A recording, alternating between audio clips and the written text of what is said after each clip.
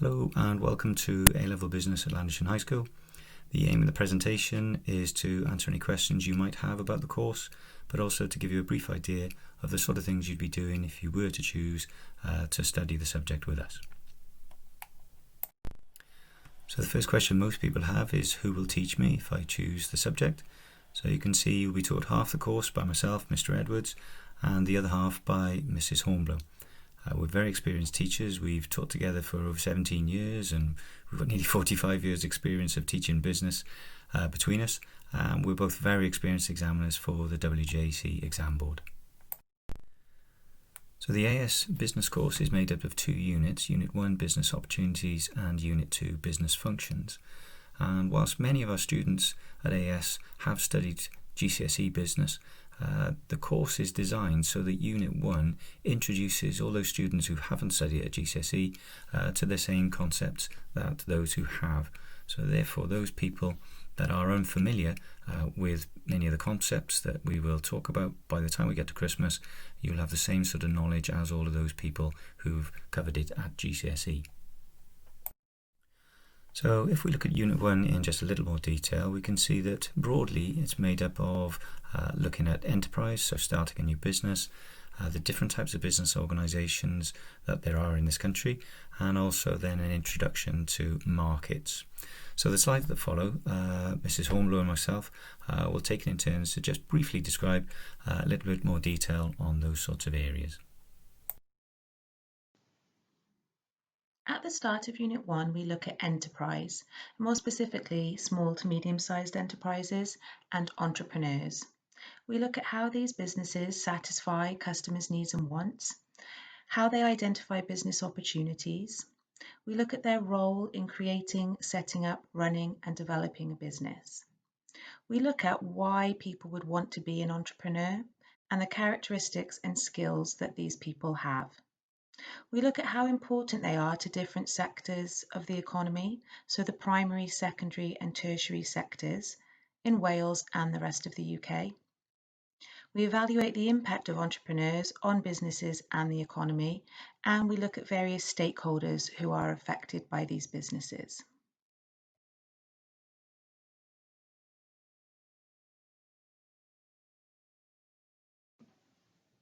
Here you will start by looking at different types of markets that a business could enter into. So that could be a mass market or a niche market, a global market or a local market. You'll also look at things to do with market share and market size. You'll then go on to study the different degrees of competition, so looking at monopoly through to a perfectly competitive market. You'll study supply and demand diagrams for different types of goods. And you'll go on to look at market research, so different primary and secondary methods that businesses can use. You'll also study business location and the factors that a business will need to consider when they're deciding on a place to locate. And you will look at business finance, so all the different sources of finance that are available to entrepreneurs and small to medium-sized enterprises within Wales and the UK. So a key part about setting up an enterprise is knowing that at some stage it's going to be profitable. So we look at the concept of break-even and contribution to work out the exact point at which a business turns from making a loss into becoming profitable. So once we've looked at enterprise and entrepreneurs, we look at the different ways that businesses could be owned, from sole traders to partnerships to private limited companies and then large public limited companies. And we would look at the different aims that each of those businesses would have. And as well as looking at private sector profit-orientated businesses, we also look at organisations with different aims and objectives, such as cooperatives, charities, but also we look at the activities of the public sector. So organisations with different aims than just maximising profits for the benefit of their owners. So in the January of Lower 6, we start Unit 2, which is business functions. So I teach the marketing and finance functional areas, and Mrs. Hornblow teaches the people in organisations and operations management functions. Now, GCSE students will be familiar with much of what goes on in each of these functional areas. However, there are many new concepts as part of the AS course. So the slides that follow, again, Miss Hornblow and I will take it in turns to just give you a brief idea of some of the things that you'll cover as part of those different functional areas. In the marketing function, we build upon knowledge about market research and market segmentation and target marketing, and focus then on the 4 Ps of marketing. So the different pricing strategies that businesses use, the way that they design products through the development process, how they distribute products to consumers, and then how they promote their products to consumers. In particular, focus on modern promotion, digital methods. In the finance functional area, we build upon knowledge that we got in Unit 1 on sources finance and costs and revenue, and we look at various roles that are carried out within the finance department. So we look at the importance of budget and budgeting, and you'll also learn how to construct a budget and also analyse and interpret the results of those budgets. We then move on to looking at cash flow statements, where again you learn to construct cash flow forecasts, and also then interpret and analyse the results of those cash flow forecasts for the businesses. You will also then look at profit and loss accounts, and again be able to construct, analyse and interpret the results of those accounts, and also then carry out ratio analysis. So you'll be able to work out how profitable a business is, and make judgments on how well that business is performing. In the People in Organisations unit, we begin by looking at the changes in working practices that have occurred, so things like 0-hour contracts, job sharing and hot desking.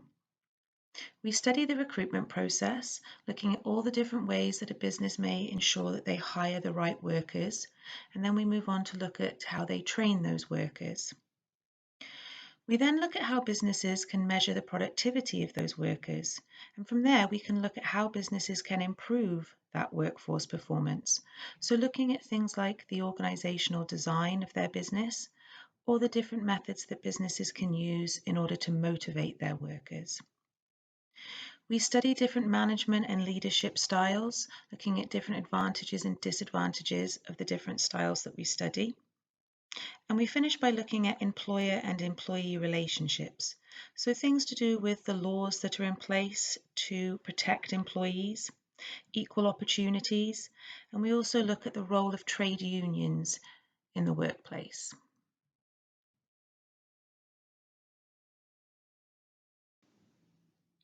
Operations management is what was traditionally known as the production department. So in this unit, we look at the different production methods that a business can use. We also look at productivity and how businesses can measure and then improve their productivity.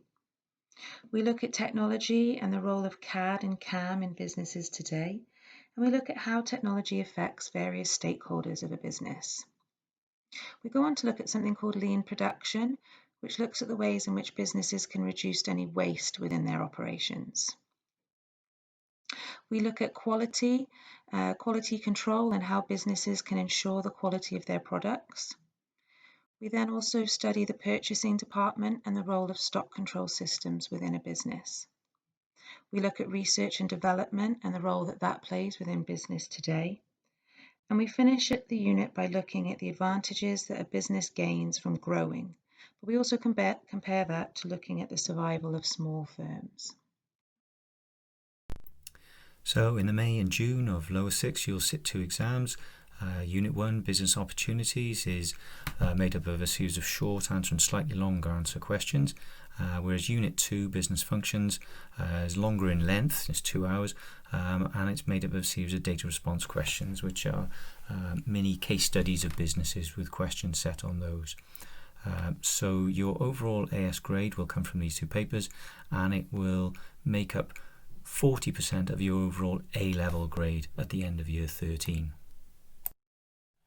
So when you do start year 13, you'll find that the course is made up of 2 further units, Unit 3, Business Analysis and Strategy, and Unit 4, Business in a Changing World. You will again find that Mrs. Hornblow and myself will be teaching you, and we've split up each unit into different topics, so we will both be teaching you parts of Unit 3 and parts of Unit 4.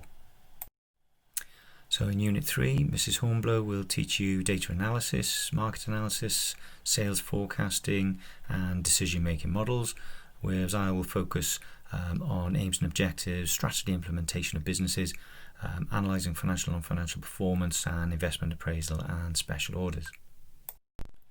In Unit 4, I will look at the changes that affect businesses and how they manage risks that they face through activities such as contingency planning, whereas Ms. Hornblow will look at the factors that affect businesses, so the political, the economic, the social, the technological factors, the ethical, the legal and the environmental factors, PESTL as they're called, how they impact upon a business. She also then looks at international trade, the impact of globalisation, and the advantage and disadvantage of being members of the European Union. At the end of Year 13, you'll have 2 further exams, both of equal length. Unit 3 is again a data response style paper, and Unit 4 is an essay writing paper. The marks from these 2 papers will account for 60% of your overall A-level grade, so that will be added to the marks you achieved on your AS papers to find your overall A-level grade. There are many good reasons to choose Business A-Level, but many of our students have said that they've really enjoyed the challenge of applying knowledge to current business issues, current business stories, and they get to understand the wider world. They've also said that it really goes well with most of their A-levels, and it doesn't tie you to one particular area. And finally, it does keep your career options open. The skills developed on a business course really are valued by employers. And it's quite a range of careers that we'll look at a bit later. So some of the key skills you'll learn whilst studying business are those of analysis and evaluation. You'll be able to pick up key information from statistics and then make informed decisions and conclusions that are based on valid arguments. So these sorts of skills really are highly sought after by employers. Business students are also highly valued by employers because they develop not just excellent numeracy skills, but also very well-developed communication skills. Much of A-level business is about identifying the problems that real-life businesses face both in the UK, but also on a global scale. So this tends to create more informed, more broad-minded students, which again are highly valued by employers. One of the greatest advantages, of course, of doing an A-level business course is that it does prepare you for such a wide range of career options in the future. So in terms of career choices for you, a recent report by the IFS confirmed the benefits of choosing a business-related qualification in terms of lifelong earning potential when looking at alternative career choices you might be considering. So the report confirmed that only those graduates of medicine, economics and maths tended to earn higher levels of income than those with business qualifications. So if you do decide to study business with us at LHS, you've got the reassurance also that we're always one of the top performing subjects for A-level results within school, but also when compared with schools nationally, not just within Wales but across the UK, we're consistently in the top 25% of those schools. So both Mrs. Hornblow and myself are very proud of the achievements of our previous students, and again we're very pleased with the most recent results confirming the continuation of our classification as providing top class teaching and learning at LHS at both AS level and at A2 level. So the next 4 slides are comments from previous students when we asked them what they would say to students who are considering taking business. So I'll let you read through those at your own pace. I won't say anything about them as you read through them, and I'll join you again for the last couple of slides for the end of the presentation.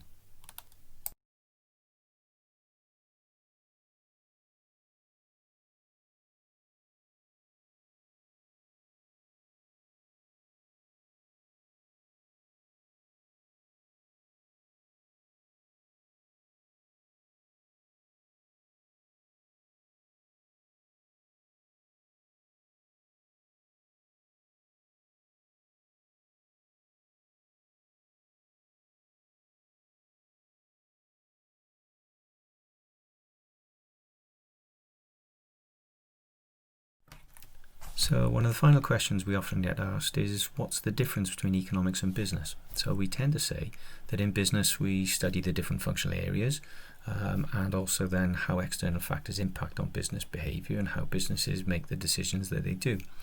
Whereas in economics we tend to study the ways that individuals, businesses, governments and even countries behave and why they behave the way they do. So economics then can be seen as a sort of big picture concept of how business and trade works, whereas business is about what makes something profitable and feasible within the trading relationships that businesses find themselves. We often have students who study both subjects together, but equally, if you're not sure which one to study, have a look at the economics presentation once you finish this one. So hopefully the presentation has answered the questions you might have about choosing Business A-Level, but clearly if you have any further questions, you'd be very welcome to come and see us in our rooms in school. Bye bye.